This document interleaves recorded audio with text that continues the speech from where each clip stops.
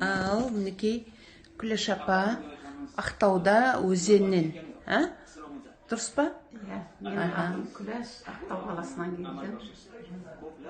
Бірінші келгенде менде депрессия, сондай қатты қиналып ауырып келдім. Тамағымда, басымда, бауырымда киста болған. Маған Қазақстанда неизлечимый деп сондай түңілдірдік. Мұнда келіп, Гүлбақармен танысып, лечение алып, магний водород ішіп,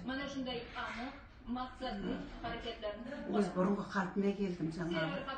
Кисталардың бәрі кеткен, түрімде ажарланып, кәдімгі 25-тік адамдай болып отырмын. Гүлбақар ханымға рахмет.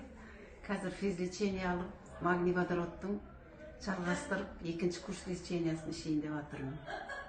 Қане тікейіп тұрып жүрген екен, сол.